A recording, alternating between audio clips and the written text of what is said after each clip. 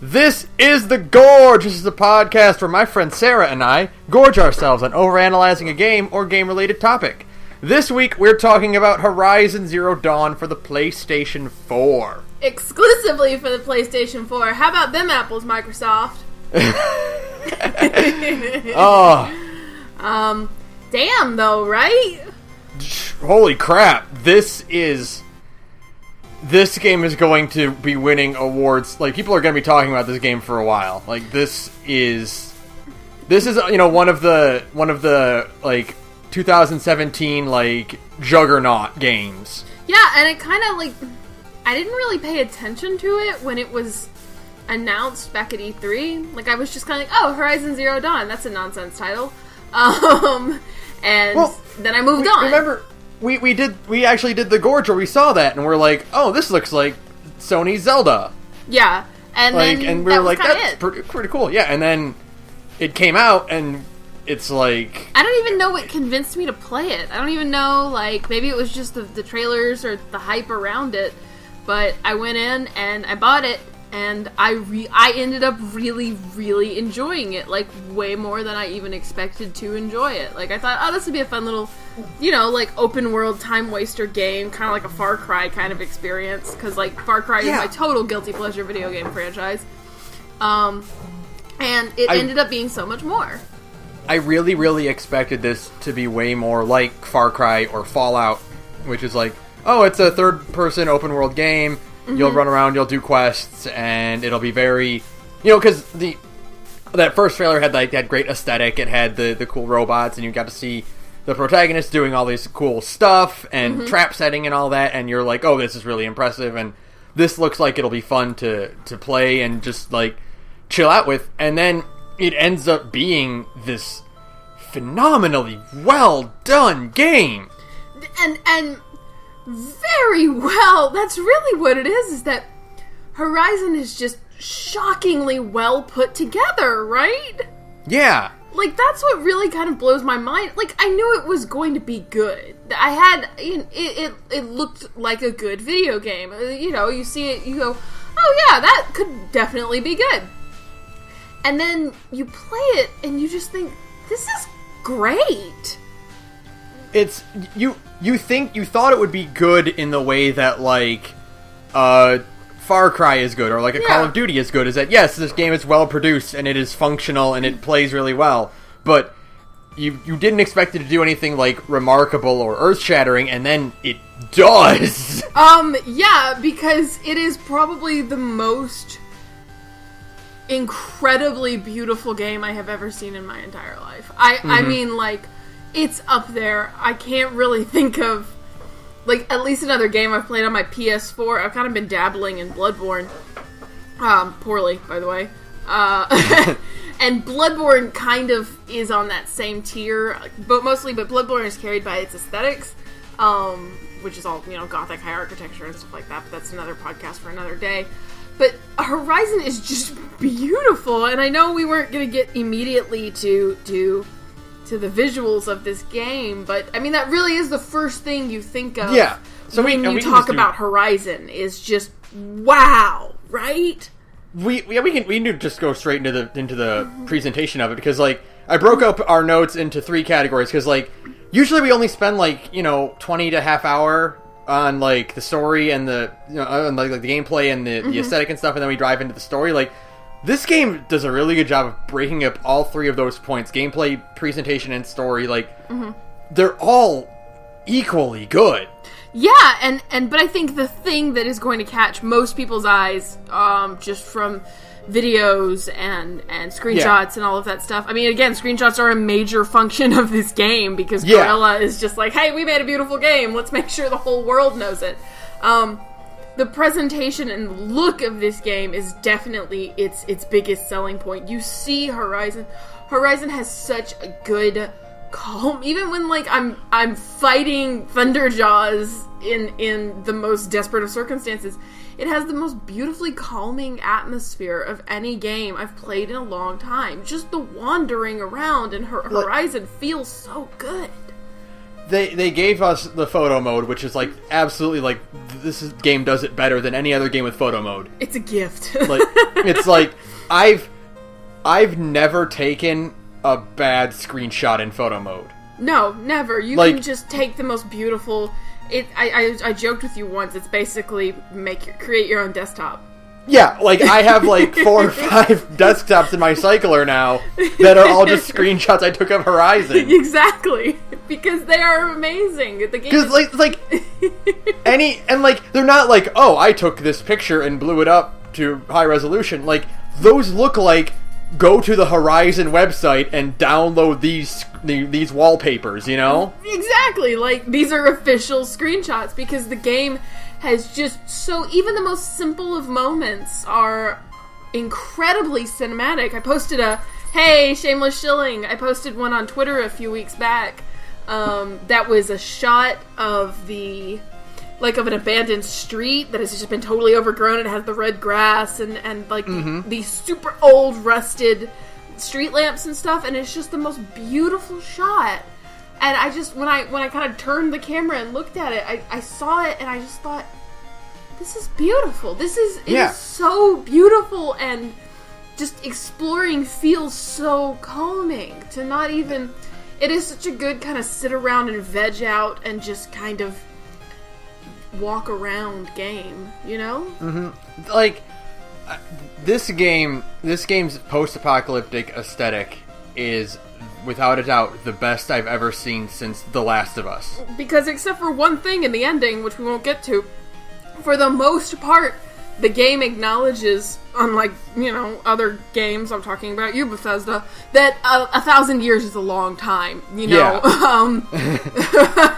there is basically nothing left of the world before in Horizon's world, because that's after 1,000 years, after 200 years, Bethesda, there wouldn't be a lot left. After 1,000 years, it's pretty much exactly what you see is what would be left. Rusted old rafters, just the most basic steel parts of buildings, the occasional car that just wasn't exposed to the elements for too much, But there are not a lot of buildings of the old world, finger quotes, anywhere in Horizon. There are a handful in what would have been at the time major population centers, and that is it. There's no, you are not going into any buildings that are like mostly intact. Like they're all there's nothing that has 4 walls. Yeah, nothing. There's nothing that still has a roof, basically. You know, there's a few skyscrapers still standing, but they are appropriately. You feel like if you breathed funny, they would fall over. You know? Which is what you want. This is a pretty good representation of what the world after people would look like, and it is just. I mean, it is breathtaking to me to just. I see it, and just thinking about it, I want to go back and play more because it's so peaceful. I keep going back to that. It's hard to kind of quantify why it is that way, why I see it, and I just think like, oh, I can just take a breath and just walk around. Even with robots breathing down my neck. At this point, I'm so overpowered. I'm like, oh, Watcher, fuck you, Yeah, exactly. You're a Watcher. What are you going to do to me? And also not even just the outdoor aesthetic, which is also which is beautiful. It's beautiful. It's without a doubt. It's absolutely gorgeous. And but even the interior parts, like the facilities that you go into, I know. That whole aesthetic, the way they design their future tech, and it's all sleek and holographic and clean looking. It's like, this is so perfect, because the only thing I can compare it to is Fallout, which is very. The opposite direction. Yeah, it is very clunky and, 50s aesthetic, of course. But, the juxtaposition of seeing this super sleek, minimalized tech completely overgrown by, not irrational, but, sporadic, random nature is, so perfectly jarring.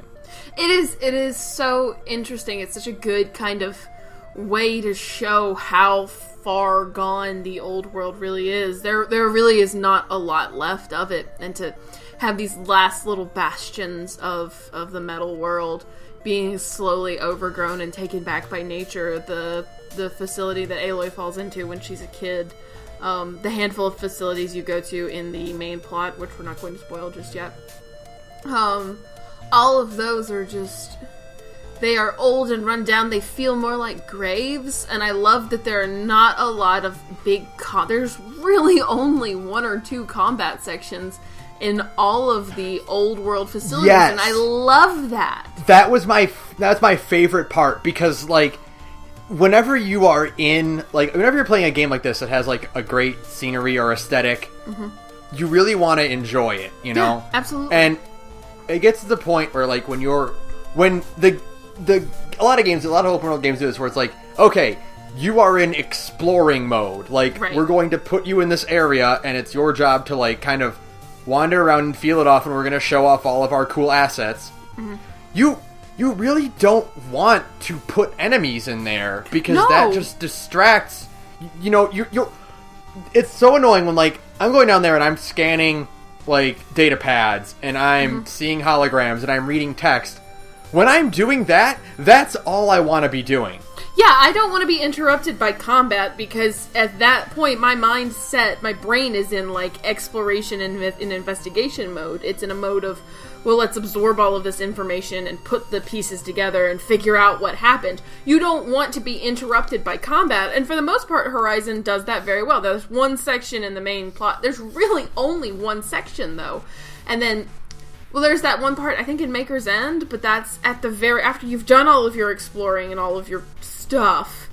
Yeah. Then it's like, hey, combat section. But before that is just exploration. It's just absorbing all of this information that's being thrown at you about the old world. And that's what I want. I don't want to have to be dealing with shooting bad guys and handling all this stuff, while also trying to take note of where all of these data pads are, so that afterwards I can have to go scan them and figure out what I just was supposed to be reading, you know?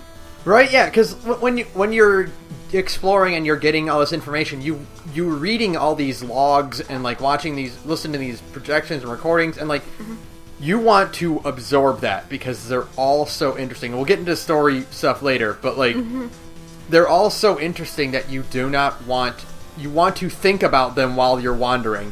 And you don't want to go, oh shit, there's an enemy, I have to take out this group here now. You don't want that. You want to be in that zone, that, like, melancholy zone of, God, these people are all going to die.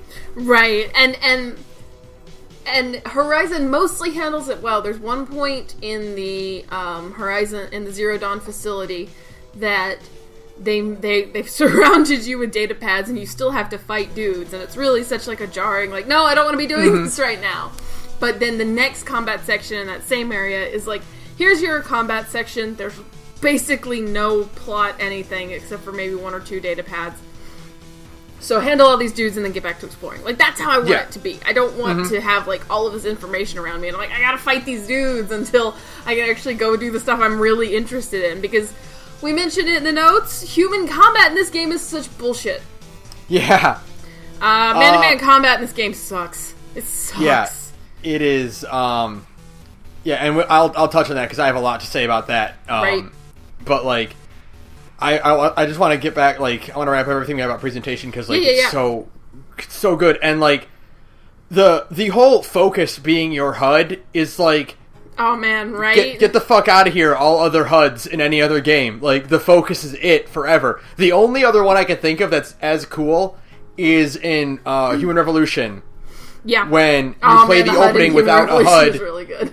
When you play the opening without a HUD at all, and then you go back to playing as Jensen, like, after his surgery, and then you see the HUD, and you're like, oh shit, it's him. I love when games come up with reasons to give you a reason to have a HUD, even if it is such a little, you know, like, oh, you have a focus and that's why you have your HUD. I love it. Like, yes, come up with some bullshit reason why I can know exactly all of my stats and stuff, you know? I think probably my favorite thing in Horizon, and God, I wish every single video game on the PlayStation 4 would use this.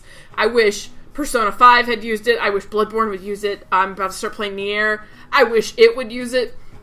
The contextual HUD, where it's not visible at all until you actually touch or just brush the touchpad on the PS4 controller. Yes! Every single game should use that, because that is the best way to go about it. I don't want to see my objectives or the map or whatever until I actually need them. Otherwise, like, leave me alone. Give me the most bare bones minimum information, and then just leave me the fuck alone. Persona 5 especially needed that, because it was always filling your vision with so much fucking bullshit. I didn't need any of that, sure. and Horizons is so good to just have... I can just tap the controller, and it's like, oh, here's all of your fucking, I'm suddenly losing my words here. Like, all of your objectives, there we go. I want your that. objectives. And... I want that. I want to have it, like... I don't want it on screen at all time, and I think that's such a good way to kind of balance it, because otherwise, like, a too minimal HUD, and you don't know what's going on. Right. But, like, a very, you kind of hide it away until you actually need it is so good. Thank you, Gorilla. And also, I mean, I love the sound it makes when you bring it up. Oh my god, right? Talk about good sound effects. When you go into focus mode and it makes that, like whistling... Wee! Yeah. Yeah.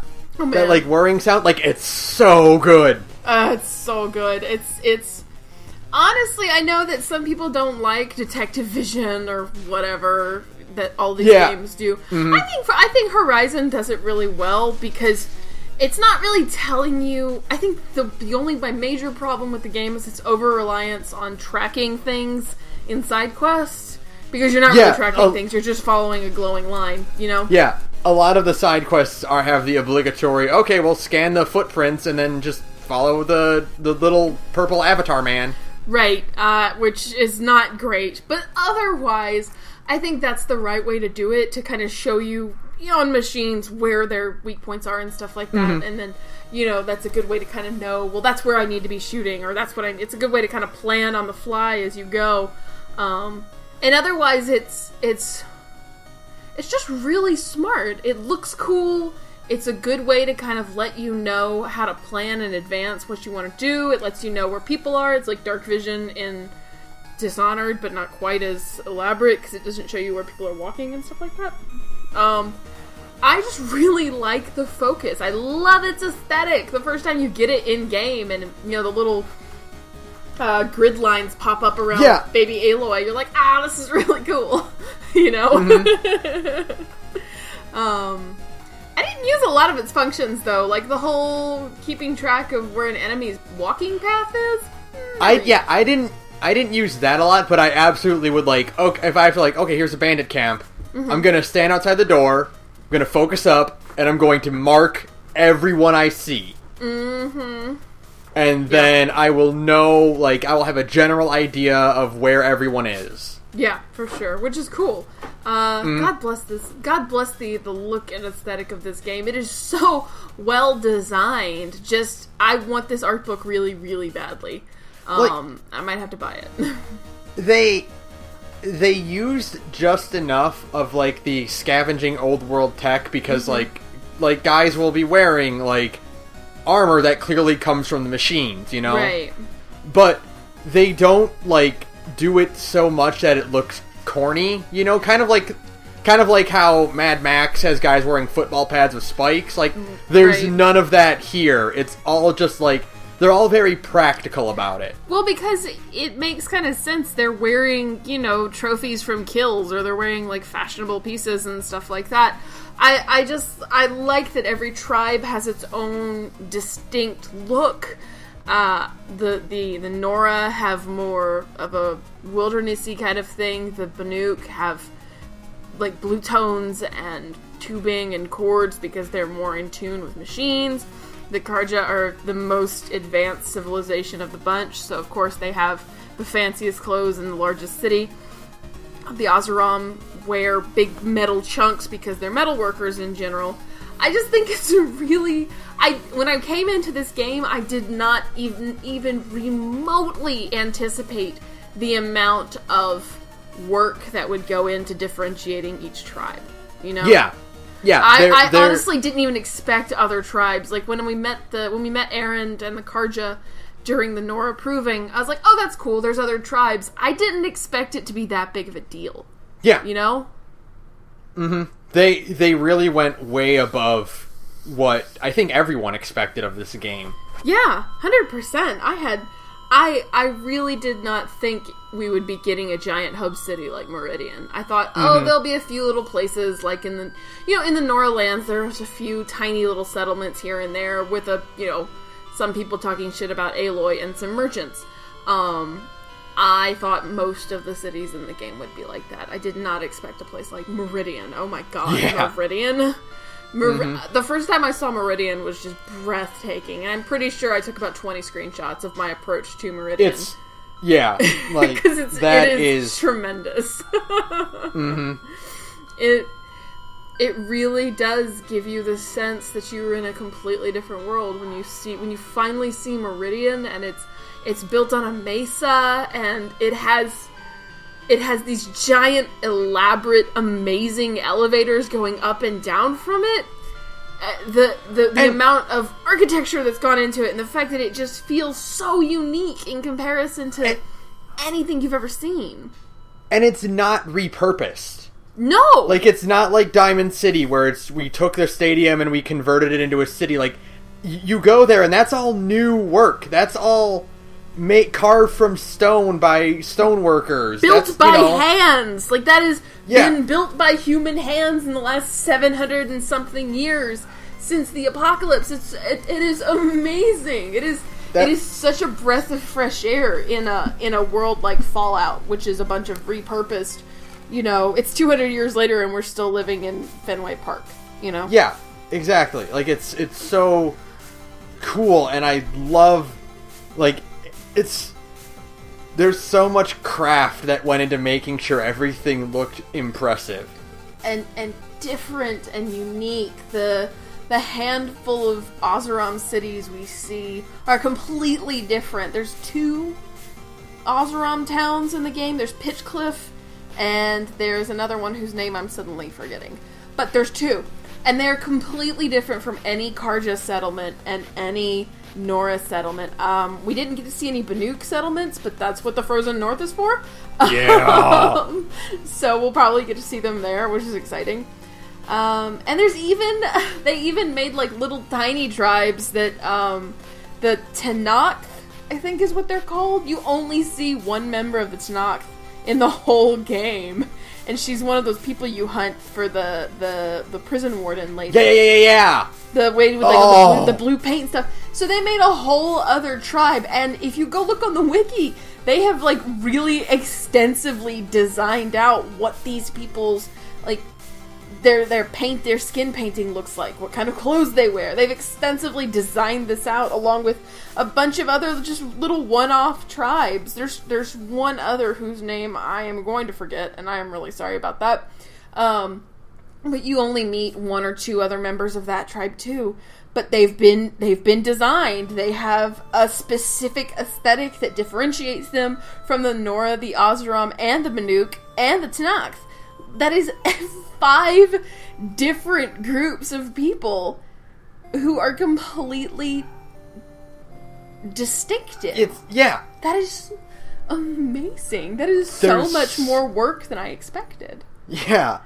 And like, literally the only thing I have against this game's presentation, the only negative I can give it against it, is that the cutscene animations between dialogue is a little stiff. Not it great. Is. Yeah. It is very much camera A, camera B, and they're gonna yeah. Aloy's gonna wave her hands around a little bit, and then the other guy is gonna wave his hands a little bit. Yeah. And there's a few canned moments where it has slightly more elaborate animations, like the part where Silence is after the whole thing with after you find out what Silence helped found, I guess, if we're still not spoiling anything. There's like one part where it shows Silence pacing back and forth, and it's a completely new animation, and it's like, boy, you guys could have done with maybe about 20 more of those. You can always tell when you're in like an actually crafted cutscene when Aloy switches to her default outfit. That's so true. Yeah, I think it's kind of like the part... Like, anytime you find a dying guy, and he's just kind of, like, laying on the ground, and then just, like, keels over out of nowhere. He's, like, in that, like, Skyrim, like, kneeling pose, you know? And then he just kind of drops dead sometimes, and you're like, oh, you probably could have afforded a few more animations, guys. Yeah, you could have spent a bit more time. A little bit more time. That's it. But that's really it, though. Like, other than that, it's fine. Game looks beautiful. It's so good that Kojima is going to use the Daisina engine for Death Stranding. So that's really all you need to know.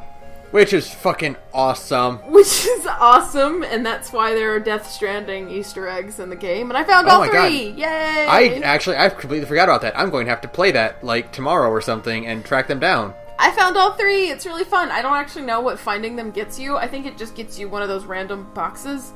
Like, you take it to a special vendor in Meridian and you get a box of just, randomized garbage.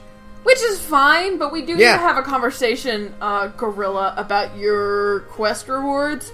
You could do a little bit more. Basically, give me an apartment, guys. Yeah. Because, like, I would end up with just stacks of treasure boxes that I couldn't, like, take because I was full. Yeah, I was constantly being rewarded with more blast traps, and I'm like, I don't need any more. Yeah. I am at my limit of blast traps, guys. So, but I mean, that's such a little minor quibble. That's a nitpick. Mm-hmm. That's the nittiest of picks. But still, why not? I really enjoy this game, so why not nitpick? Yeah. That's what we do. We can switch to gameplay now, I think, because that's I love it! I love this game. Feels so good to play, It really does. Like, I have a lot of good things to say, and a few negative things, but, like, primarily, like, holy shit.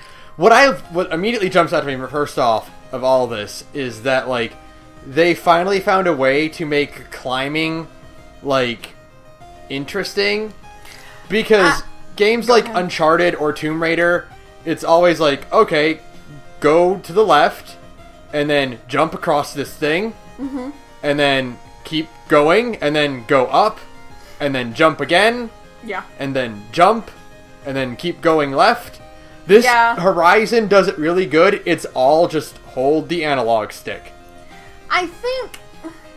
I don't know, I have a bit of a problem with modern games kind of removing the skill aspect of jumping from spot to spot, because it does remove the skill. If all I have to do is hold the analog stick, then why couldn't I just walk up here? That's the way I kind of see it. Basically, I think any game that it has a climbing mechanic like that should always implement a Breath of the Wild / Shadow of the Colossus grip meter. Because that one little thing always changes. Otherwise it just kind of feels like, why couldn't I just walk up here? Well, for one thing, Breath of the Wild completely changed the game, where it's like, hey, just climb it. Yeah, you can just climb anything in Breath of the Wild. You can just climb it. Just climb it. Have fun. Yeah, there's no, like, here is the white spot that you can jump on. It's just, hey, climb it. Yeah, we need to have a conversation, Gorilla, right now, you and me, about your little climbable white spots, because I'm half fucking blind. And there were times in this game where I just could not see the white spots because I need contacts and I don't have any, which is partially my own fault. But partially just because, like, the lighting would turn that little climbable white or yellow spot into something my eyes could never see. Yeah, no. It definitely needed either some kind of grip meter, because, like I said, otherwise you feel like, why couldn't I just walk up here? Or, I think most open world games are going to have to now implement Breath of the Wild's climb almost anything. Like, Breath of the Wild, like, out of everything that Breath of the Wild is going to do to the gaming industry, like, you're going to see a lot of, you can just climb it. Yeah, and it doesn't have to be, I mean, Breath of the Wild goes a little far, for sure. You don't have to be able to climb everything. But man, just rock walls and stuff like that, I should be, there's certain rock walls in Horizon that makes sense that you can't climb because you're in the desert and it has those very sheer, clean rock walls that, like, no, you'd never be able to find a handhold. But any of these normal kind of rocky looking things that I can't go up, and there's a lot of mesas in this game that there's just no way to get up there, and I'm always like, I want to go to there. You should just let me climb them. Let me climb them. I think more games should just, like, not Fallout, the other one, Far Cry 4, had a really dope grappling hook mechanic that I could never use. Speaking of which, hey, Horizon, I have a grappling hook. Why can't I use it to go up? Yeah, that was, like, one of the other things I didn't mention in my notes, but, like, we use it to go down. Like, there's no reason Aloy shouldn't be able to use it to go up things. Yeah, why can't I chuck the hook up there and snag something and then walk up the side of a cliff face? Because that was really cool in Far Cry, and it's a lot of fun, and you definitely could have been able to implement that in Horizon. Which, I mean, again, that's kind of a nitpicky thing, but it's fun. Let me have more ways to be mobile in your game. You know? They have a functional way of getting up, and like I said, I do appreciate that you can just hold the analog stick because it simplifies it to a point where, like, you can just, like, okay, well, where do I go next? I'll just rotate the analog stick slowly, and Aloy will go there. Yeah. So, like, their solution was to make it as quick and easy as possible so I didn't have to do it. Right. Which is not a good solution. Right. But it was better than the alternative, which is the way that, like, Tomb Raider does it, which is like, okay, well, because this game doesn't do the thing that, like, Uncharted and Tomb Raider do, where it's like, hop from this pillar to the other, so you have to hold the analog stick, like, the opposite direction that they're facing. Right. And you can never, like, register that right, because they're a 3D character and you're trying to manipulate it on a 2D plane. Right. And you have to wait for the character to, like, to do their, like, half turn. Yeah. To be like, okay, now I can jump. Now you can do the thing. Yeah, I think Aloy has a very nice, snappy way of controlling. Dude, the one where, like, she jumps straight up and then wall hops at an angle? Yes, so cool. That's the cool one! Aloy's so cool. We'll get into that in a minute, but Aloy's so fucking cool. But yeah, I think they could have found a few ways to kind of tweak the climbing system to make it a little bit more gamey. I know, I feel like sometimes saying it's more video gamey is like a dirty word in this industry, but listen, this is a video game, and I want some kind of test of skill. I don't want to just, point the analog stick. Shadow of the Colossus did it right, and that was like 10, 12 years ago now. It was a long time ago. So yeah. But otherwise, I think the way climbing feels is a lot of fun. Does that make sense? Yeah. It looks and feels more fun than it actually is. Again, Horizon's presentation is what saves it a lot of the time. Is that even though you really have no danger of falling, it just looks so cool and dangerous that you still get a little bit agoraphobic, Mm-hmm. Is that it? Or is it acrophobic where you're afraid of heights? Agoraphobic. Phobic is heights. Oh, okay. So, yeah, that's just what it feels like. You're up there, and you're hanging off of a ledge, and especially in some of the old world places where you have to go way high up, and you're hanging, it's a long way down. It feels really cool. The game does a good job of making you feel cool, like a total badass. Yeah. Which is what's really important. I've said that a lot on this podcast. And nothing does that better than the combat. Ooh, boy, the combat with machines! There are so many enemy varieties in this game. Oh, man, right? That are all unique challenges. I was like... I was a good chunk into this game and still coming across monsters that I didn't expect. Like the fucking, the digging kind of ones whose names... Yeah! Rock Breakers! The Rock Breakers. I did not expect the rock. They kind of snuck up on me one day, and I'm like, oh, you're a new big thing, okay. And boy, fuck fighting those things. Yeah. God, those are the worst of all of them. But it was still finding ways to surprise me. I didn't know the tramplers were in the game. So my first time I came across a huge herd of tramplers, and they're just these giant bull-looking monsters wandering across the plains. You're just... It is the coolest fucking thing. You get a thing where it's like, you progress past the gates, and the first thing it's like they make a big deal of is that, like, oh shit, there's it's like the tiger ones. The stalkers. Yeah, the stalker. It's like, oh shit, it's a stalker. Yeah. Like the game's like... No, the sawtooth is the... Sawtooth, sawtooth. Okay, yeah, there's 3 different types of, like, big cat style ones. The stalkers are the ones that go invisible. The ravagers are ones that have the big gun, and then the sawtooth is just the first monster you fight outside of the Holy Land. Like it's always like, okay, well, here are some scrappers. Here are some, or not scrappers, some watchers. Here are some.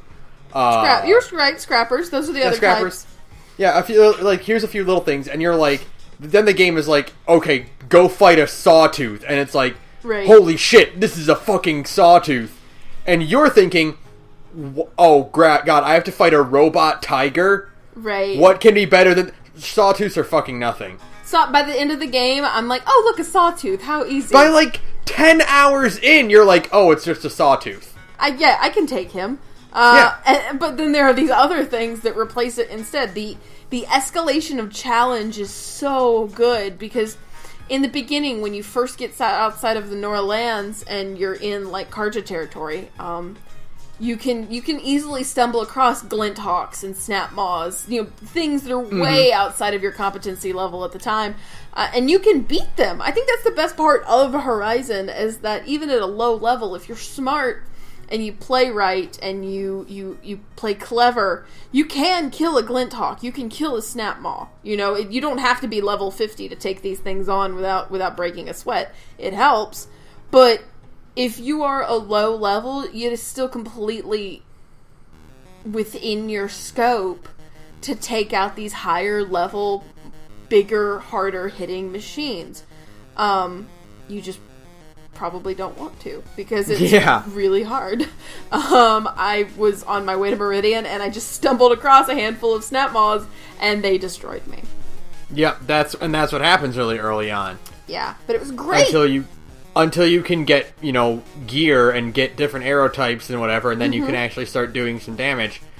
And I really think, and I really hope they fix this for the sequel, I don't think they went far enough with their weapon variety.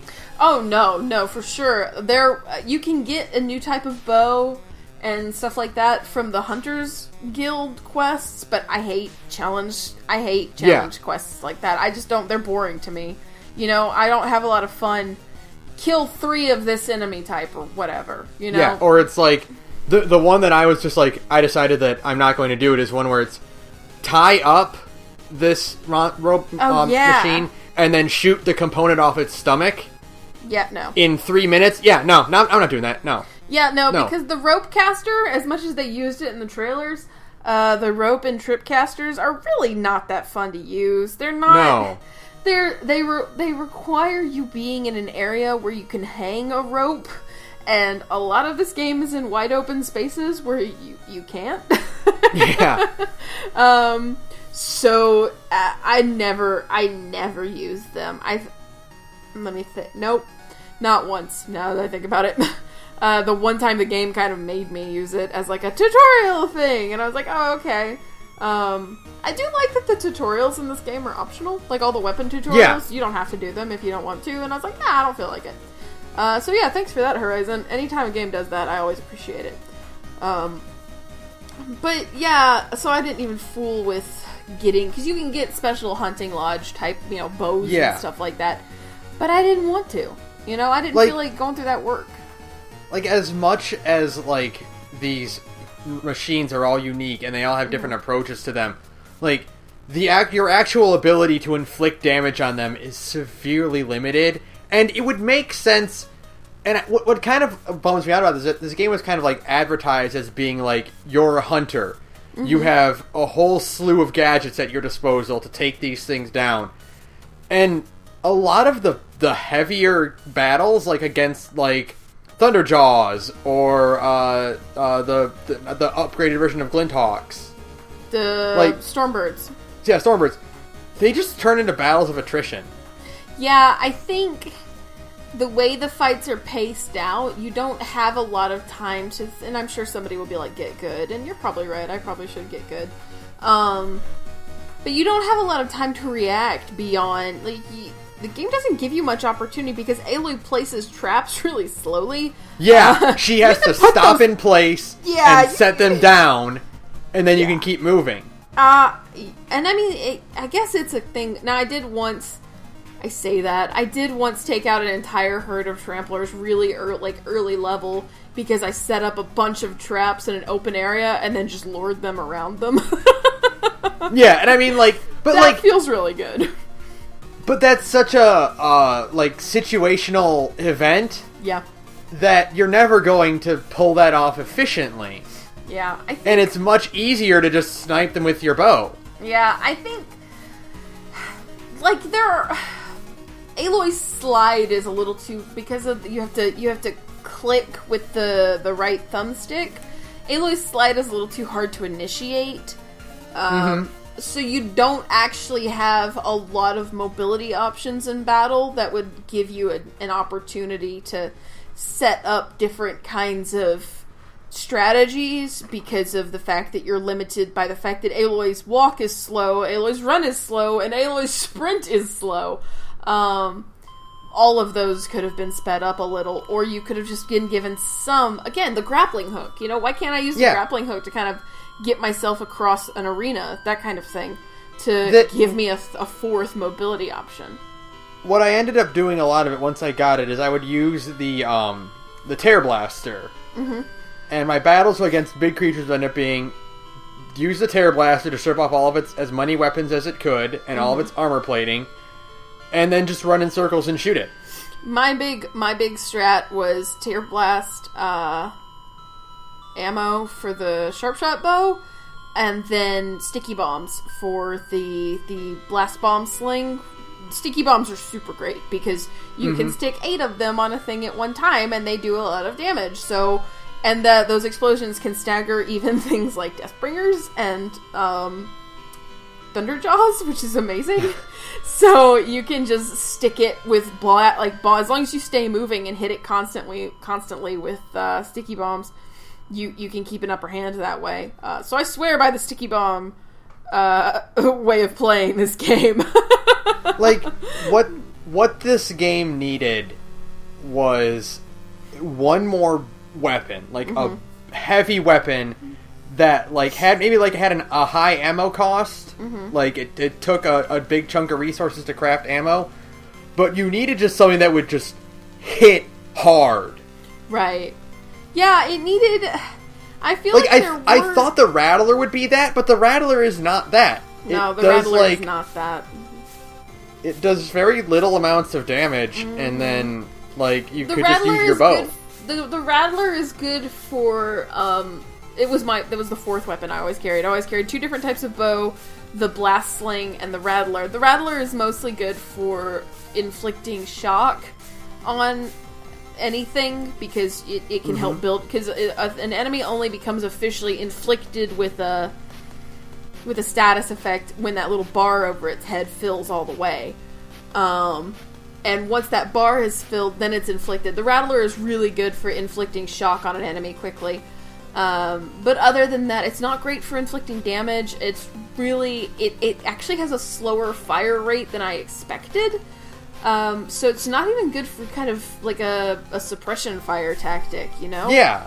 It's just kind of, I used it situationally. Of my 4 weapon loadout, it was the one I used the least. It was a very situational, I really need to disable this thing to keep it from moving for a little while so I can get up, so I can switch back to Blast Sling or give myself a breathing time, you know?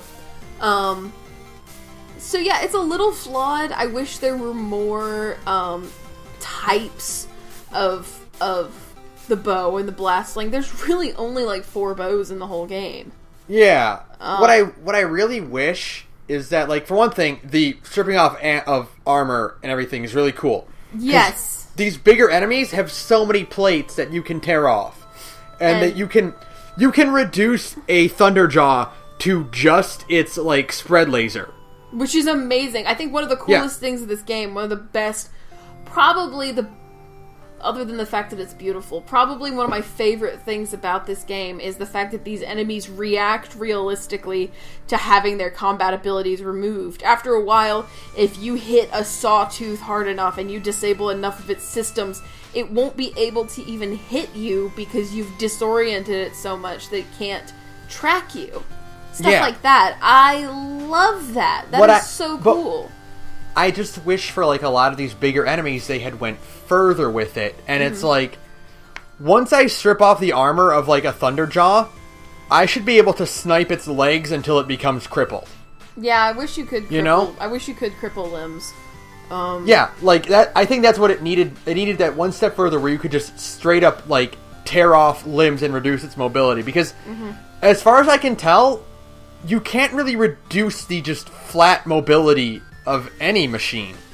No, like I said, you can reduce its accuracy, and after a certain point, they'll be like staggering you around. They won't be able to charge you and that kind of thing. But you can't blow its legs off. You can't. Yeah. You can't keep it from moving at all. Which, God help me, I wish that was possible with stuff like a Stormbird. Maybe it is possible with a Stormbird, but those things are awful.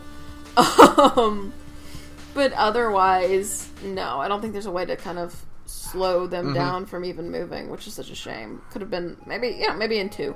We'll see. Yeah, maybe in the inevitable 2. And, like, the other thing is that, like, it's just like there's a lot of things where it's like you could have just gone a little bit further. Like, for instance, the your ability to control, like, to override machines and ride them, that's not nearly as useful as it should have been.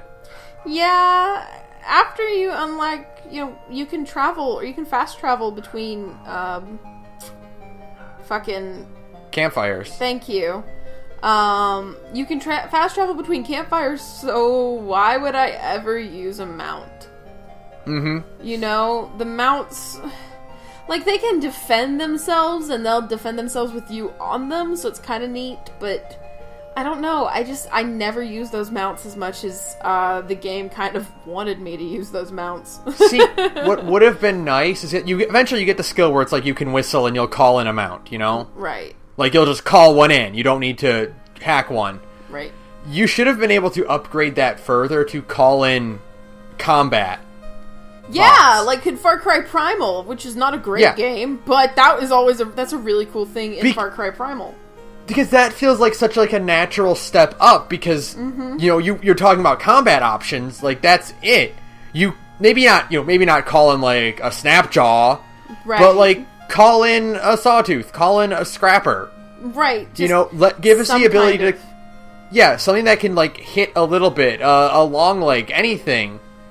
That's just like you just call in one and it serves as mostly a distraction while you can, set up a trap or whatever. Yeah, or, and have it be like, if you call one in, because Aloy has to whistle, your stealth cover is blown, Yeah. So, now you can't be stealthy, but hey, here's this Scrapper or whatever, tearing shit up and helping you kind of still be functional in the battlefield.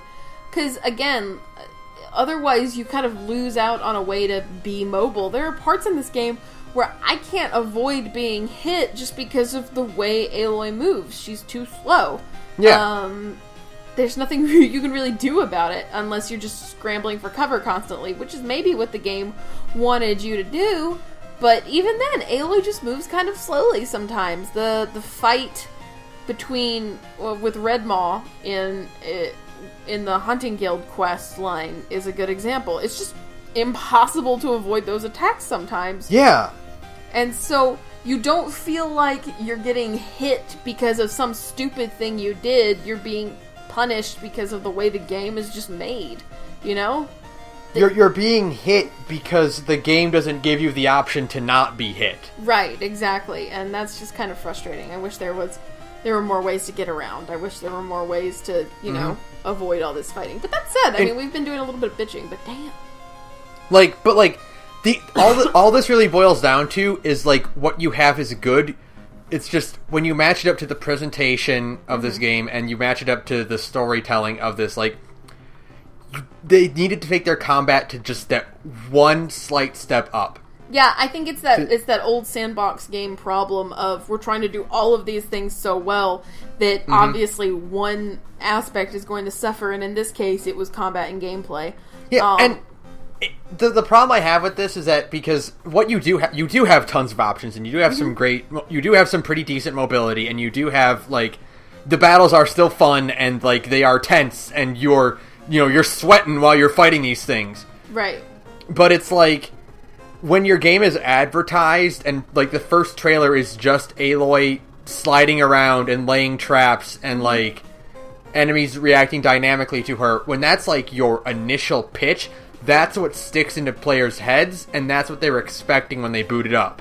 Yeah. And it's a little... It's just frustrating, because it after a certain point, sometimes it feels like no matter how skilled you are, you can't avoid being hit, which is a thing that, again, the Soulsborne franchise has kind of started to kind of put in people's heads, is this idea of, if I am good enough at this game, I should not be getting hit at all. It should just be a matter of skill. But sometimes it just feels like these enemies cheese you, and there's nothing you can really do. Well, yeah, I told you, like, while I was fighting a Thunderjaw, and I'm like, I swear to God, this thing can teleport, because as far as I could tell, he was on the other side of the canyon, and now he's on me. Right, exactly. And it just kind of feels like, because of the way Aloy moves, there is sometimes no way to avoid being hit, because her sprint is really slow. I just feel like she's, like, walking through sand sometimes when she's sprinting. And the slide function is not that... Now, you can slow down time while sliding, which is cool, but I barely, if ever, used it. Because the sprinting is such a pain in the ass. Can we please just not... Can we get rid of the idea that you have to click any kind of thumbstick for mobility? Like, I hate clicking the thumbstick to have to sprint, because it sucks. No matter what, because the little thumbstick on the PS4 controller is not very responsive. It does not have a good, satisfying clicky click. It's kind of a squishy click, and it doesn't feel right. So don't use the fucking L3 to make me sprint. It sucks. But I mean, otherwise the game is. I mean, when you do well in combat, it feels good. It feels really good. And you know what else feels good? And I kind of actually, now that in hindsight I more appreciate this more as than a complaint. Like, compared to the AI and the ability of the machines, like, human AI is pathetic. Boy, it sucks, right? It is. But like, that's actually kind of good, because it lets me play around in stealth way more than like you would expect in this, where it's like, you can totally stealth an area, even if you get caught. Just run away for a little bit, and they'll forget about you. Yeah, it's and then go back, and then just keep firing your arrows. Just keep picking them off. But hey, Gorilla, what's up with how shitty these hitboxes on human enemies are? There's a lot of times where it's like, I hit them in the head. The arrow is sticking out of their head. Give me my headshot damage. Yeah, I have had a really bad experience several times in this game where I will fire an arrow and my aim will be slightly off, and so instead of hitting him in the head, I'll hit him in the shoulder or whatever. And while they're reeling, while they're kind of like reacting to being hit with the bow, their shoulder will roll back and they'll kind of stagger forward. I can load another shot and fire, and that arrow will pass right through them because they are still in their damage taken animation, where I guess they're just invincible at that point or something. Yeah. I don't know. It's bullshit. You do run into like some like, why did that miss moments, especially when you think you would have gotten a headshot and you're like, okay, well, I need to finish them off now, and you're trying to fire arrows and they're not connecting. Yeah, they're just not hitting because that hitbox is so fucking wonky on human enemies. So that's my other big complaint for Horizon that I really need in Horizon 2 is, can we please tweak these human enemies hitboxes and maybe their AI a little bit? They're not very smart. I mean, that's fine because not every single fight in this game needs to be a fucking hair-ripping challenge. And that's what that's really what the machines are for. The human enemies are there just as kind of distractions, which I guess is fine. Not every single fight needs to be life or death. Sometimes it feels good to just be the badass murder queen of the. Sometimes it just feels good to just fucking assassinate everyone in a room. Yeah, I mean that feels fucking great. But you could tweak it a little bit, and I would. Yeah, you can make it a little better. I wouldn't complain. These are all things that are just like, they're not quite problems, but it's like, you'll fix this in the sequel. Yeah, they're not huge. None of this makes the game unenjoyable, because the game is a lot of fun. Like, the game is a lot of fun to just play, and it plays well, it feels good. The exploration, I mean, really, the exploration is why you're there. And they do a good job of incentivizing exploration, just for the metal flowers and the vantage points alone. That's enough for me. I mean, the vantages especially are a great way to encourage exploration. Because you get those lore bits, you get like a cool shot of the before times. Mm-hmm. The metal flowers have poetry attached to them. Yeah. I just think all of that's really beautiful. I've read the Metal Flowers poetry so much. I'm just like, oh, this is so beautiful. Nature is amazing.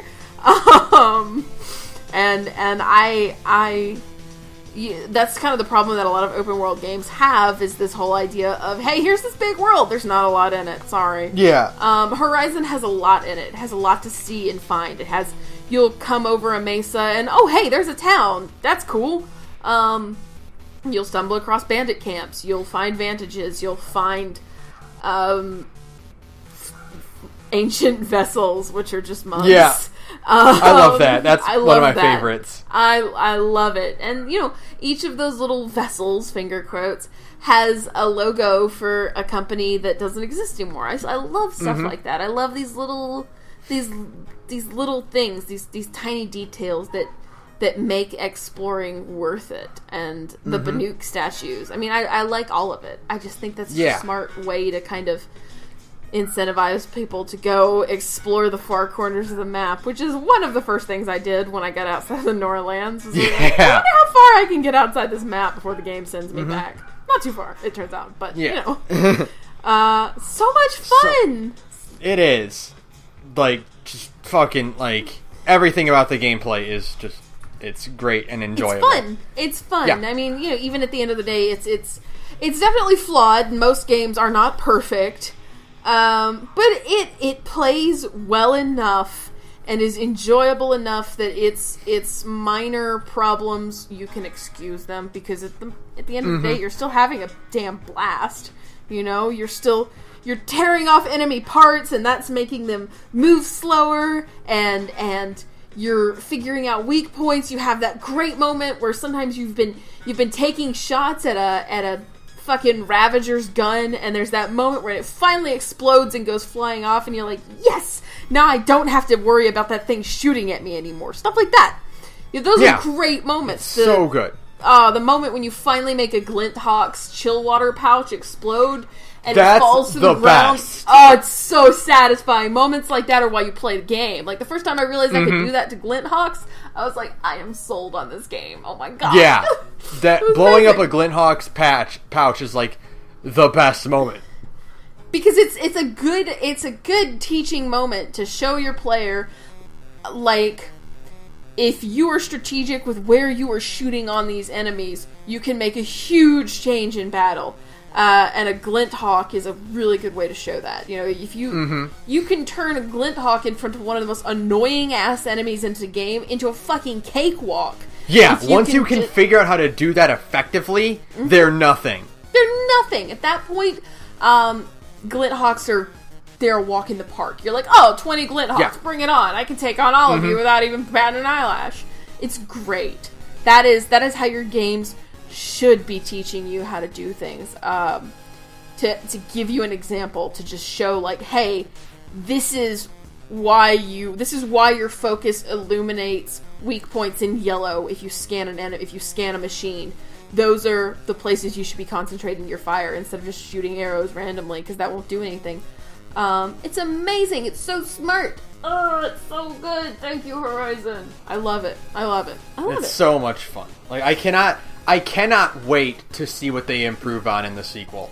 And I can't wait for the stuff in the DLC. Are you kidding me? Oh my god. I'm so excited for the DLC just because it's been a while and I'm glad they've been working on the DLC for, if they've actually put some effort into it. Hopefully. We'll see. Mm-hmm. If it's not, hopefully it's not just like, monster trials. Hopefully there's some plot as well.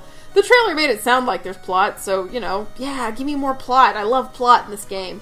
That's a good segue. Do you want to shift it to how this game is like the best post-apocalyptic story ever? Yeah, hey, we went a whole hour without any spoilers, but now we're in spoiler territory, so if you haven't actually played Horizon, turn the game off, or turn this off, go play the game. Yeah. So, the only complaint I have about the story right now, I'm just want to get this out of the way right now, because the rest of it's great, is that I would have liked a much longer time before learning this is actually Earth. Yeah, I feel that. Like, the way they set this up, treated it like this could be any sort of, like, world, Mm-hmm. Like, the first trailer, had no indication that you actually were on Earth. Like, they could have just been any sort of random magical world or, sci-fi, whatever. Mm-hmm. And, I would have, you as a player don't find out you're on planet Earth until, you leave the village. Yeah. Then that would have been, really cool to me. Yeah. But I get that. That's it. Beyond that, holy fuck, this story is it is probably the most chilling post-apocalypse that I've it's probably of all of the apocalypse stories that media have been presenting us with in the last 10, 15 years. It's probably one, it feels a little too prescient, Gorilla, do you know something we don't? Right. Makes you feel a little nervous. You read about all the tech and stuff, and then you read about the actual tech that's being made in the world right now, and you kind of go you're maybe we should stop kicking those dog robots. Hey, can somebody please tell Boston Dynamics to stop hitting the robots because clearly we're pissing them off. Stop kicking Big Dog. He's a nice dog, Boston Dynamics. You look at Big Dog, and then you, look at a screenshot of a sawtooth, and you're like, no! Be nice to Big Dog, Boston Dynamics! Otherwise it's coming for you in the future! But it is such a good... kind of when you first realize what is happening, when you're in Maker's End, and you're reading kind of what happened, I got a really bad sinking feeling. I was just... the more and more I hear from the audio logs and stuff like that, the more the holograms played, you just get this major sinking feeling of just, oh god, this was the worst possible kind of apocalypse. This is... Well... Yeah. We feel like we're kind of getting desensitized to post-apocalypses in media, where it's they're really treated more as just a way to justify you doing whatever you want and introducing enemies, but still having the scraps of a civilization. Yeah. Fallout or The Last of Us or something like that, where it's you are justified in murdering all these guys now because there's no law. There's no society left. Right. And so it's used to just create an environment. Whereas what Horizon does with it is really, brings it back by saying, well, you don't get to survive sometimes. Yeah, no, that's kind of the most jarring part of Horizon's apocalypse, is that there was no group of plucky survivors building a city out of, the remains of Fenway Park. There is no... Yeah. There is no New Vegas Strip. There's no Joel and Ellie, Yeah, there's no door opening and the survivor standing out into a barren wasteland. Right. There wasn't that. You don't get that in this game. Because everyone died. Yeah, I mean, everyone. There was nothing left. I mean, there are no people. There were no animals and no planet. There was no biosphere, and the oceans had turned toxic. There was literally not a single thing left in the world when the robots were done with it. This is not like some post-apocalyptic 1950s, nuclear radiation made these ants giant. It is the worst case scenario for an apocalypse situation, you know? Because when you first start hearing about, like, how did they survive, you're like, you know, and they're like, you first get the idea of, like, okay, well, there's no going back. And you get that scene where, like, Elizabeth first says, like, I have an idea, and Pharaoh's like, this is fucking insane. Yeah. Like, he's like, this is the worst thing I've ever heard in my life. And you're like, what could be that bad? Was it clone the humans and hide them away? Was it, like, for a while, I thought, is this all an AI? Because, like, like a simulation? Are we just data now, and the world is just a civilization in a computer somewhere? Right. Like, did they freeze everyone? What? But then what could Zero Dawn be that would make him freak out? Then you think, like, because the biggest thing that kind of stands out in this game is that there is no indication of the old world at all. Nobody even knows what happened to the old ones. And if that's the case, then, like, if there were survivors, some of that information should have been passed on, even if it was just in the form of, like, old folk legends and stuff, you know? Yeah. It's been 1,000 years, but you and I know what happened to the Romans. You know right, what I mean? Yeah, like, we get info. Stories get passed down, and people keep track of that thing, even if every computer in the world was destroyed and blah blah blah. Well, word of mouth still exists. And we can still tell people. You know, you expected it to get, like, distorted at some point. That's my theory, was that, like, it just got distorted and passed on as, you know, legend, and that was about it. But no, it is so much worse. It is literally that there is nothing left of anybody. There is nobody. There is no record of human achievement. There is all that's left are some old rusty ruins, and that is it. There is no, like, all of the buildings are gone. The metal ring is the remains of an old football stadium. And you never get an idea that it actually is a football stadium until you kind of, like, give it one good sweep around, and you recognize just the most basic shape of it. Yeah, you're like, this is a big circular arena in the middle of a major population center that didn't seem to have a root. Oh, it's a football stadium, you know? Like, and then, of course, you can find the vantage that actually lets you see what it used to look like, and you're like, oh. But, like, I don't know. I've been, like, chewing on this idea of this apocalypse since I finished the game, and since I kind of got the revelation of what Zero Dawn was and what the Pharaoh Swarm was. And it is so... It's just really chilling. The more you think about it, the more you're like, everybody died.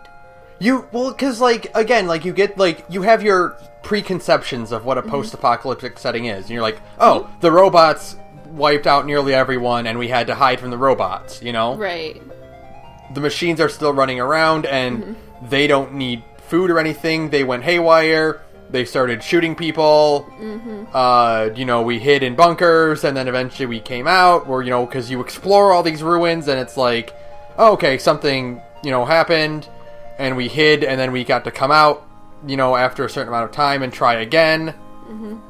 But no, it was... The idea of... You get that one log where it's like, they wiped out a species of dolphin. Yeah. And you're like, oh, like, that's your first indication that there's really something wrong here. It's that, to me, what kind of really chills me the most is because of the way Guerrilla told this story. They said, here's how it started. The Pharaoh Swarm went AWOL, and they decided to do their own thing. Okay.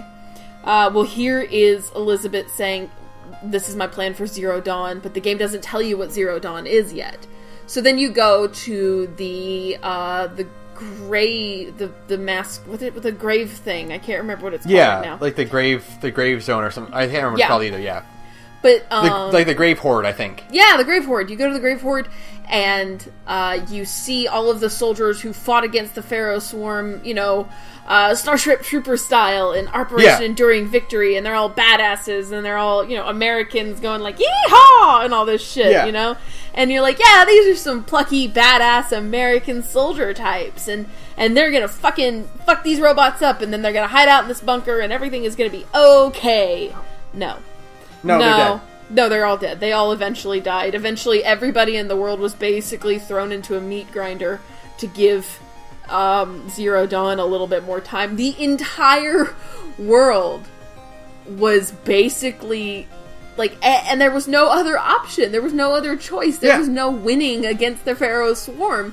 It was the only option was literally feed the entire world to these robots. And at that point, that was like 11 billion people. And you just fed all of them into a meat grinder to give a group of 70 scientists enough time to reboot existence as we know it. That is it's so terrifying to me.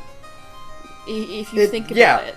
It is, just the scope of, the fact that, you get that video where it's whatever you've been told, this is not a super weapon. That's a lie. Yeah. There's no hope. There's no winning. There's no winning. There's no hope. Yeah. That's what it was that there's no hope. You get these, you get the letter, the audio logs from some soldier's wife, and then you just think, that woman was probably thinking oh, well, Zero Dawn will give us all a chance and a future. Yeah. And no, it didn't. It gave some other people a future and a chance, but not you. And all of you are basically just sacrifices, and it's super fucked up. There's no way of pulling it back. It's you have to start over.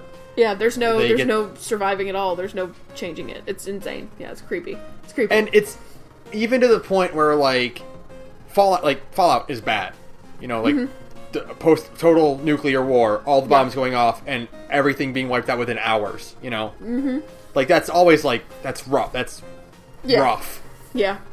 But Horizon even goes a step further than that, where it's you can hide out in the bunker, in the Elysium bunker, but we're going to sterilize you, and you will just stay there with that population until you dwindle. And last one out. Yeah, last one out, turn the lights off. Yeah. Yeah, that's so, you had to sterilize everybody, and it was such a cold rationalism. I mean, it makes sense. You can't... Yeah. If everybody is making babies, then the food runs out before the people run out, So then everybody who's trapped underground with the Pharaoh swarm breathing down their necks, they all would just starve to death, which is even worse than, everybody who's down there dying slowly of old age. Instead, I really hope in 2 we can find Elysium. I want to know the stories of the people. Yeah, that'll be a whole bunch of audio logs that I am looking forward to listening to. And then crying over, because boy, I did a lot of crying in this game. Well, and it's great because you get you get the one recording of the scientist on part of the Zero Dawn team. Mm-hmm. I can't remember his name, but he's the kind of the conspiracy nut. Yeah. And he's before he watches the video, he's yeah, I know it's a space station. It's not going to work. Space stations are stupid. They can't sustain life. Mm-hmm. And he's whatever. Show me your dumb space station plans. I know what it is. Yeah. And then you get the recording after the video, and he's just dumbfounded. He's dumbfounding and raving at how that's even worse. Yeah. Yeah. It's so heavy. It's just a awful gut punchy moment of realizing just how fucked everybody was, and in the middle of all of this, in the heart of all of this, is the fucking shining light of just a character who, the more and more I think about her, the more and more I am endeared to her, the more every time she showed up in a log, I was delighted. Fucking I love Elizabeth Sobek and Aloy. Boy! Without a doubt, this is not Aloy's story. Like, this game is not Aloy's story. This is Elizabeth's story that's being told to Aloy. Yeah, exactly. It's just the story of... I mean, it is not a coincidence that the end game is triggered after you find out how Elizabeth died. You know, you go to Gaia Prime, you find out how she died, and the next mission after Gaia Prime is the final end game mission. You know? Mm-hmm. It is no coincidence, because it is a story about Elizabeth and what she did and how she figured out, and it's a story about Aloy basically meeting her mother. Yeah, it is about Aloy proving herself as a Nora Brave. Yeah. And then after you get the scene where she talks to the All-Mother, it stops being her story and it starts being Elizabeth Sobek's story. Yeah, for sure. Like, and it's just so great. It's so amazing to just, you know, Elizabeth is such a interesting character because she's kind of cold, but she still somehow seems to have, like, this love in her heart for everything, even when, you know, her boss is an idiot who just, you know, kind of ended the world. Or ex-boss. It's all his fault. Like, it's all completely Ted Farrow's fault. Yeah. Literally all of it is Ted Farrow's fault. And you know, it's just so, Aloy and Elizabeth are both so, they have a lot of good depth going on. A lot of, you know, I think some of the other characters in the game could have probably stood to be fleshed out more. Like, I wish that, I wish, like, Talana and Erend and them had gotten more quests, because I love them. Like, I wrote in the notes, there are a ton of really cool characters in this game, but none of them, like, have even anything close to the depth of Aloy and Elizabeth. No. Like, and I wish... If I could give this, like, any fault, it's that the secondary characters are quest givers, and they do not do a ton else. Yeah, no. It's kind of like the only one who gets any real... I mean, the only one who gets any real significant development is Erend. Yeah. And that's because Erend is basically with you from the start of the game till the end of the game. Which is great. I mean, I love Erend. Erend is a great character. But I wish we get a few more everybody who is, like, your ally in the game, that you kind of meet at the end of the game when, like, the final quests are triggering. I wished a lot of them, like, Vinasha and them had gotten a few more quests, you know? Like, or just tie them to the main quest a little bit more. Or just a chance to sit around and talk to them more as just, like, as, like, Aloy's friend and not as, like... a quest giver, you know? I don't know if I do or do not want a Fallout system where you can bring a teammate with you to places. I don't know! I love them all so much, I wish you could, but at the same time, it's kind of the whole point of the game is that you're like the lone hunter, tracker character, and that's what makes Aloy such a badass. Yeah, you know, like, the part of the idea is that, like, you are doing all this yourself, you know, stuff, but, like, it would have been great to develop these characters a little bit more, because considering how good the Horizon team is at writing, like, I wanted, again, it boils back to, like, the combat thing, where it's like, your combat is really good, I want more of it! Yeah, like, give me more of the story of these characters and of this world, just give me more of everything. Can I just have more Horizon, please? Yeah. That's really all I'm asking, is I just really want more Horizon, Gorilla. It's a really good game. But I guess at the same time, I get it, because the main story... You don't want to spread yourself too thin writing stuff for all of these characters when it is the beginning of a franchise, you know? Because if you had spent all this time writing and then the game had bombed, it would have been like, oh, well, okay. But the game didn't bomb. So, I think it was a pretty smart decision to focus more on Aloy and Elizabeth, because they are the main characters. It is, like, their story. It's about Aloy and her mother and her father, and it's about the person Elizabeth was and the world she left behind, and kind of her hopes and dreams, and the fact that she is the... basically, between her and Aloy, the savior of the world. They are, I told you, when we were talking about this the other day, just in text messages and stuff, that Horizon is a fantasy game. This is not a science fiction game. This is a fantasy game about a chosen one, selected by the Ancient Ones. Yeah, a chosen one created by a goddess. Yeah, chosen to save the world from an unstoppable plague. Yeah, and a dark god, literally named after the god of the underworld and the old world. Yeah. I mean, because, there's this concept of, and I can't remember the name of the writer who proposed it to begin with, but the idea of technology so advanced that at this point it is indistinguishable from magic. Yeah. To the people of the world of Horizon, the technology that Gaia possesses is so advanced it is basically magic. It makes life from nothing. It created the machines. Gaia is, for all intents and purposes, for what she did and the fact that she stopped the Pharaoh Swarm, the fact that she was in charge of the Eleuthia cradles, she made life. So for all intents and purposes, yes, Gaia is an actual god at that point. I mean... Yeah. Like, straight up. Like an actual legitimate god.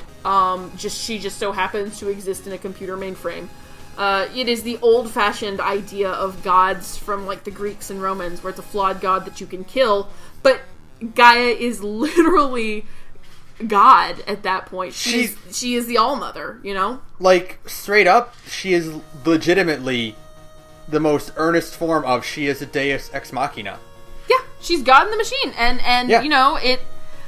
fortunately, it's not like a cop-out, because by the time you can actually encounter Gaia, she has been dead, finger quotes, for 20 years. And this game makes it a point to, like, really address the fucking scope that went into developing her. Yeah. The fact that it took, months and, it took, 18 months of constant around-the-clock work to... And you... Go ahead. One of the logs that really stands out to me is the one where he's talking about how he wasn't there for another character's death. Yeah. Because he chose to download the gene code for some Birds of Paradise. Oh yeah, and then they ended up losing the gene code for the Birds of Paradise anyways. Yeah, and so it's like, sad. this idea of like, we have to make a goddess who can, reboot the world, and like, even with all this effort, they didn't get everything anyway. I mean, yeah, because they ran out of time. At the end of the day, there just wasn't enough time because the literal apocalypse and the end of everything was breathing down their neck. And they did the best they could, and they still managed to make a god. They built a god in a computer frame. And then she... every human on Earth died, which is, again, just incredibly terrifying to me. Every single human on Earth died, and then she got to work cracking the code to put the Pharaoh Swarm to sleep, and then she got to work terraforming the world. She remade civilization, or nature as we know it. Mm-hmm. And I just think at that point, that's the exact moment Horizon turns into a fantasy game, is when you realize that this is a world with a pantheon of gods, because now that all of Gaia's subordinate functions are now their own AIs acting independently of Gaia. That means there is a pantheon of gods. There is the one, like, god above all of them. There's a chosen one. There is technology that looks like magic, because the Pharaoh Swarm, like the Deathbringers and stuff, and the Corruptors can eat biomass the way that, they can do. There are giant monsters frozen on top of mountains that, basically dragons that have been slain, and they're huge, incredible skeletons are on the tops of mountains now. That kind of thing. I mean, holy shit, right? Like, in hindsight, I'm surprised there is not a dragon robot to fight. But I mean, they're basically done. The fucking Thunderjaws are dinosaurs. Yeah, so but that I mean, kinda like, counts. that would have like completed the fantasy aspect where it's like, I know, here's right? a dragon. Yeah, the only thing I really wanted to see was to see the giant, they call them the Metal Devils, the Noradu. I want to see one of those move. Oh boy, that would be terrifying though. That'd be terrifying, right? So maybe scary. in the sequel, we'll get to fight one. I don't even know how you'd go about fighting one. That's the only thing. I'm just like, that thing is as big as a mountain. You can't fight that. But at the same time, I really want to see it move, you know? Like, I kept expecting the one on top of, like the Grave Horde or the one on top of All Mother Mountain. I kept expecting it to move at some point. And I was like, stay where you fucking are. Don't come near me. You know? But God, it's just... I love this world. I am so impressed with the scope of thought that's been put into it, you know? It's just like... Did I lose you? No, I'm still here. I'm trying to find my words. It's like, okay. There were so many, like... I've seen a lot of heroic sacrifices in my day. Oh, no. Like, no. Fuck. I don't think I've ever been hit as hard by one as Elizabeth's. Because it's so... Any other heroic sacrifice in any other piece of media, it's a big deal. It's no, I will go out and I will sacrifice, I will walk out into the fire and close the door, and it's like this moment of, no, Elizabeth, don't do it, you know, whatever. That kind of thing. Where they try to talk him down for a minute, it's like, no, I have to go. But, like, by the time Elizabeth tells everybody, the way she tells people, hey, I'm dead, is she pops up in a holo screen and she goes, it's done. And you're like, what? What? What do you mean it's done? Oh, no. Yeah. Oh, no. I always think that, like, the more subdued tragedy like that is way more effective than, like, a really overblown moment. It's so punchy and so... Yeah. Because it was such a good... It boiled down her character so perfectly. It was such an Elizabeth way to go out. To just be like, oh, it's done. And I don't really want to stick around, you know, locked in a bunker for the rest of my life anyways. So I'm going to leave it all to you guys. And it's just it was, you know, everything we know about this character at this point. We've read all of her emails, we've read her journals, we've heard her audio logs, we've heard her conversations with Pharaoh, stuff like that. We have such a good idea of who Elizabeth is that it is such an Elizabeth thing to do. And because of that, because it's so in her character, it's moving. It's such an emotional thing for something so simple. It was everything for Gaia. Yeah, everything for Zero Dawn. She loved Gaia, and she was so excited when Gaia expressed, you know, grief about doing... Oh, what a moment where she's like, no! You know, Gaia's like, I feel impossibly sad when I hear about the last great extinction event. You know, it breaks Gaia's heart. And she's like, is that normal? And then, you know, Elizabeth is like, no, that's really good. We want that. Because they didn't need a robot to put the world back together. They needed it to feel. They needed it to have empathy. And to love people. Because otherwise, if Gaia didn't love the world she made, she'd never have brought Aloy around. Yeah. Like, I'm also just, like, so glad we got an AI who didn't go berserk. Right? You know? Like, yeah, her subordinate function, at least one of them. Maybe two of them, because Hephaestus is also kind of like, you know, making the robots violent. But Gaia herself, like, the god, you know, the mother god of the new world, is exactly the way she should be. She's, you know, confident and amazing, and I think her face is modeled after Gina Torres. Which would be awesome. I think that's true. I think that's her voice actor too, but I'm not sure. Either way, she looks like, what's her face from Firefly, whose name I can't remember. Thank you, Zoe. She looks like her, so that's kind of cool.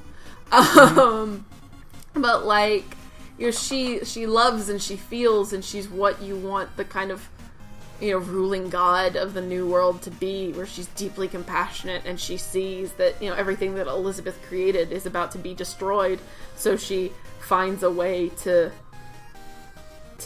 make it not happen, to save it, and to the fact that even when she's like, oh, there's no way you can possibly see this message, and then she's like, no, I know Elizabeth Sobeck, and I know what kind of person she is, and I know that her clone will be the same way. She'll be that same kind of level of determined, so I have faith in you, so I'm still going to leave this message, and I'm still going to hope that you can make this happen.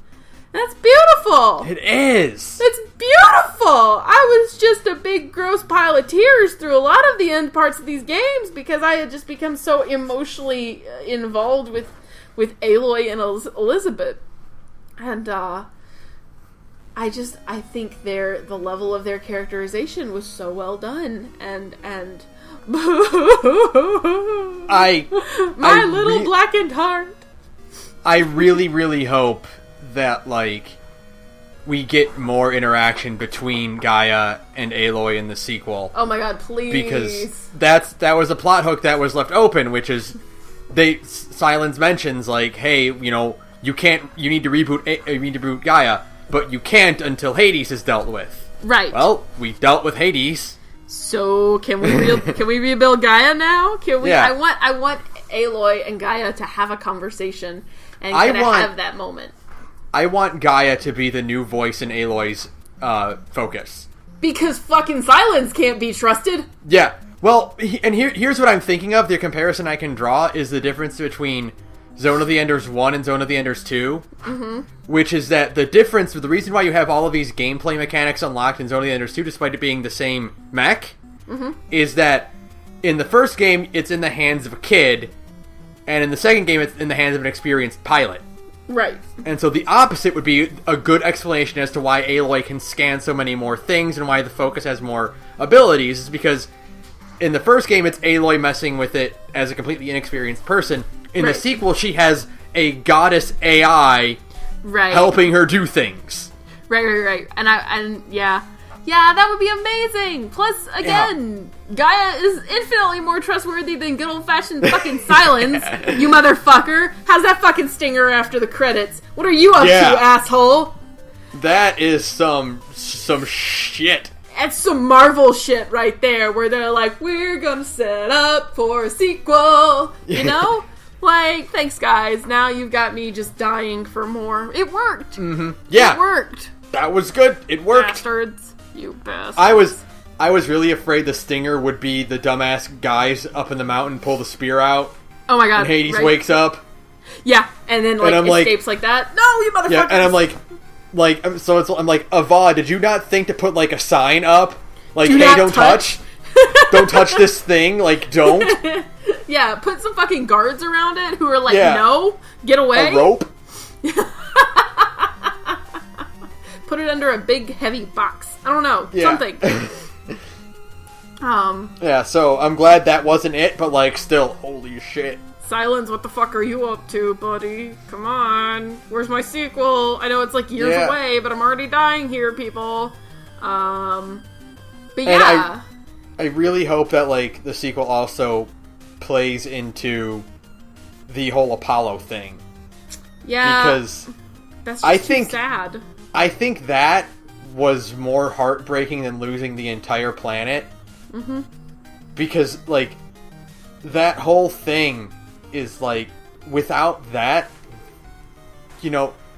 think of how much is lost forever. I know. With that. It's so unbearably sad. The end of the world was terrible, yes, but, the promise of having all of these subroutines able to repopulate the planet and having Apollo meant that you would be able to still have a record of everything. Mm-hmm. And the idea of officially losing that is such a gut punch. And it also seems like a huge plot thing that could be developed, which is this ancient this new civilization, this new world finding the information of the old world for the first time after 700 years. Yeah. That I have such, like, weird feelings. Like, I don't... Obviously, you don't want all of the knowledge in medicine and stuff like that to go away. But, like, Ted Farrow has never done anything right in his entire life, but there was, like, one kind of point in my head where I went, like, he might have kind of a point. Where it's like, hey, maybe we shouldn't teach people how to make those robots anymore, because that's how we killed ourselves in the first place. And I know that's kind of like a Luddite way of thinking, but, you know, it's kind of scary to be like, hey, yeah, let's make all of the exact same mistakes all over again and kill ourselves again. I don't know. But at the same time, I would like to see some of Apollo recovered. But, because God forbid I never give Ted Farrow any credit ever. Yeah.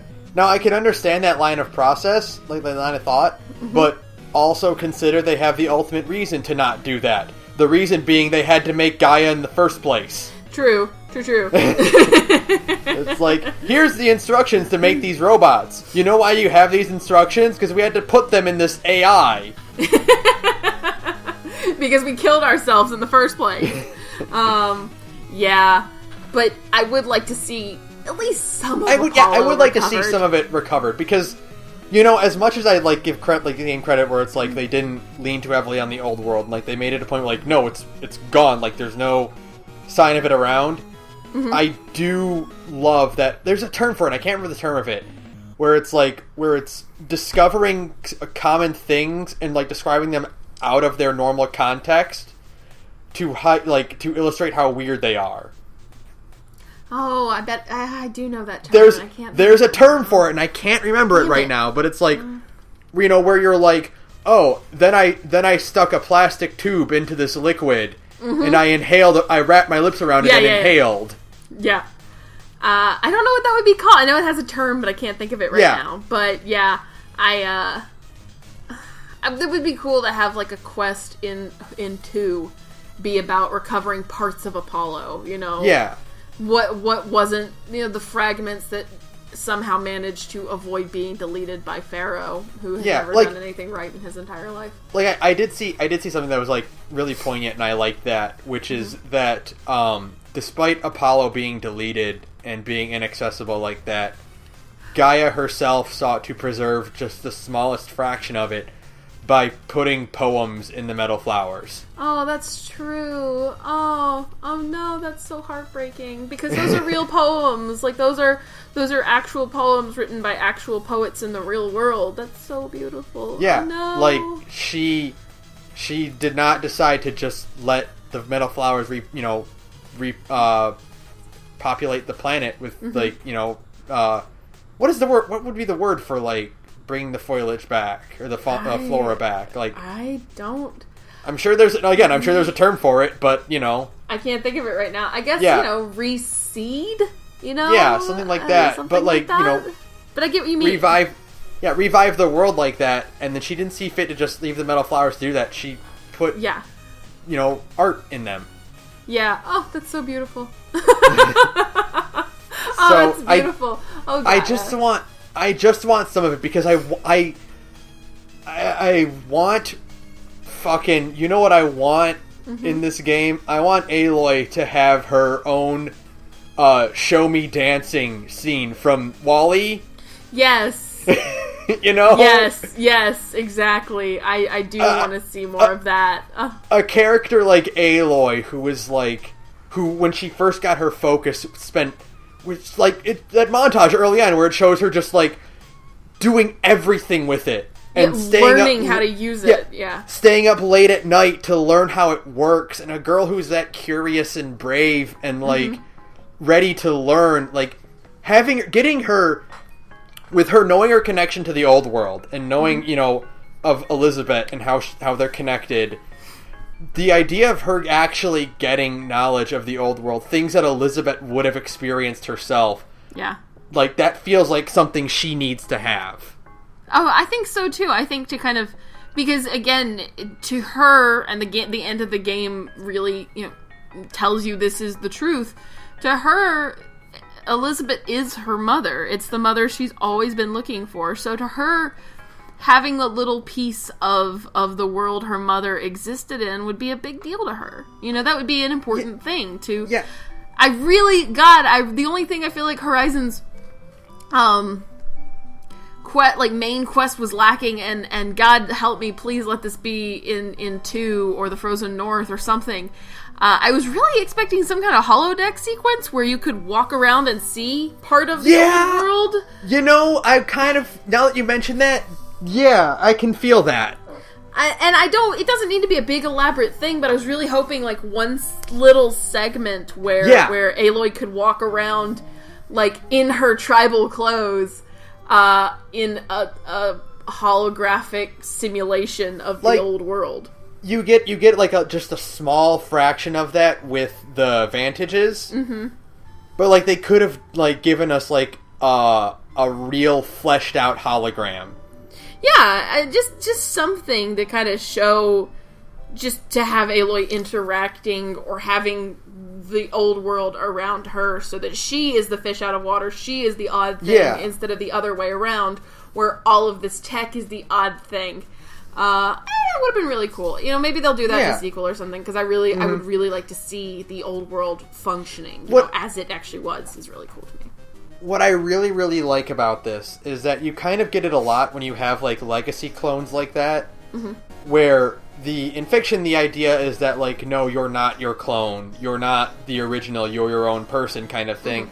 And I really do like that Aloy embraced that she was connected to Elizabeth Sobek. Yeah, I like that she didn't try to deny it.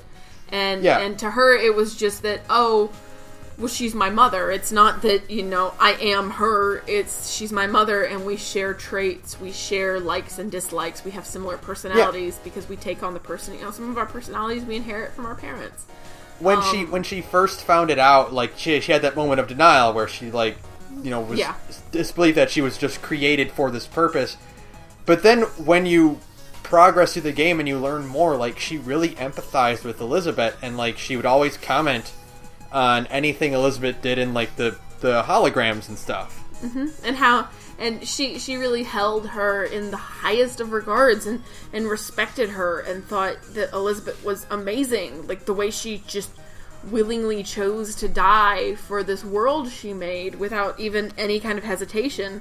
That was such a, for her, that was a big moving moment. And it was proof that, she was Elizabeth's daughter. And that was that was a big deal for her, and it's so beautiful. I want more. So just as a final note, we probably should talk about, like, the ending cutscene and how that was it was like that last ending scene was such an indulgence. I know, because it's like totally not possible, but it's shut like, up. Guys, come on. Her town sign is still intact and her body's right. But shut up, it's fine. Really? But it's like I can't complain because I can't see the cutscene too well because I'm crying too hard. I know. I can't see the scene through my tears. It's fine. Yeah, I turned again into a big gross, teary, crying mess the whole time. Yeah. It was horrible. She gets the little globe charm. Oh, and no! It pans out. Flowers. Yeah, like and the flowers. And it's like, guys, come on. We get it, but also, like, you can have this fine. one. Let me have this moment. And it was a moment. Because, like, as soon as it kind of, like, it shows the Sobek Ranch, and you're just like, oh no, she made it home! It's horrible. It's pathetic. I mean, it was disgusting how much I was crying. The part when Elizabeth died and the ending, I was just a big old gross pile of tears. It was so pathetic. It was so pathetic. But it's fine because I loved it. I love Horizon, man. I will admit, I was also relieved because I was terrified that, like, defeating Hades would result in Aloy having to sacrifice herself just like Elizabeth. I know! She would echo Elizabeth's final lines in the recording, that I want to go home. Yeah. And I'm like, don't you do it, game! Don't you do it, game! Don't you kill this girl, game! You leave this girl alone! I will also say that, like, as far as this particular game ends, outside of the Elizabeth scene at the very end, like, it's not very remarkable. No. Like, it's like, Aloy beat the monster, and you win. It's done. Yay! Because again, this isn't Aloy's story. No, and it's not... This was Elizabeth's story, and the next game will be more of Aloy's story. Right, and but that's fine. It's like she saved the world, but she was also kind of already changing the world as she went. It's not like we needed to see the state the world was left in after defeating Hades. We had already kind of changed the world by, through side quests and stuff, because you better have been doing those side quests, fellow listeners, because the best part is definitely having all of your friends to talk to before the final battle, which is great. So it's just like, again, it really drives home that they are officially planning on continuing this story and doing more with it, and later games will definitely have higher stakes with Aloy and a lot more growth for her, but this was your introduction game, and they wanted to set up the world, and they did... It was your origin story. That's what it was. They did a stellar job of setting up this kind of world. And by giving Gaia a bunch of different subordinate functions, they have functionally set themselves up for as many goddamn sequels as they like, and I will play all of them. So hey, thanks Guerrilla Games. You did good. You done good, Guerrilla Games. I'm looking forward to whatever subtitles they give to the After Horizon, because this is Horizon Zero Dawn. The sequel will not be Horizon Zero Dawn 2. No, it'll be Horizon something. Yeah, of course. So we'll see. For now, I'm just really excited for the Frozen North. Yep. And which we don't have a release date for, so I can't really say anything like, oh boy, I can't wait till whatever, because thanks, guys. Yeah, there's nothing out for it. It'd be nice if we could get a fucking release date, but I guess we'll just have to wait. Yeah. But for now, we've almost talked 2 hours again, so we should probably wrap this up. Whoops. So thanks to Visitor for use of our background music, link to their work in the description. We are on Twitter at The Gorge Podcast. We have an email account if you want to talk to us about Horizon. You can email us at thegorgepodcast@gmail.com. Very soon, I will be posting the recordings of the live stream of Kingdom Hearts 1 that I did with Mary Rose of Dashing Nerds. Okay. I'm going to put that on our... Because we have a Gmail account, it means we have a YouTube account as well. Oh, good. One of the only benefits of YouTube being bought up by Google is that. So I'll post a link to that on our Twitter and on my Tumblr and all that, and so you can see it. I don't know when we're going to be streaming next because our schedules we have to line up schedules for that. Mm-hmm. But we will continue doing that in the future. I had a lot of fun doing it. So yeah, well, I'll keep you guys in touch with that. Sarah, tell us about your other podcast. Hey, I have another podcast. It's an LGBT RPG live play podcast called Big Gay Nerds, where me and a bunch of other LGBT friends sit around, we play tabletop games, we cycle through different games every month or so, give or take. Right now, we are about to start a game of Blades in the Dark, which is a fantastic system based off of stuff like the Thief franchise and Dishonored. It's basically a Dishonored tabletop game, and I am really excited to play it. We're actually playing it tomorrow on Saturday.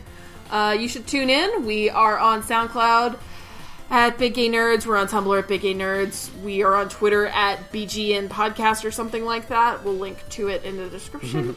And that's it. You should listen to us. Thanks. Okay, is that it? I think that'll do it for us. This one's really easy. Fuck Pharaoh. Fuck Silence. How's that, too? Fuck Silence, too. We didn't talk enough about that, but what a fucking asshole. What are you up to, douchebag? And fuck Pharaoh. Good night, everyone. Yeah, good night.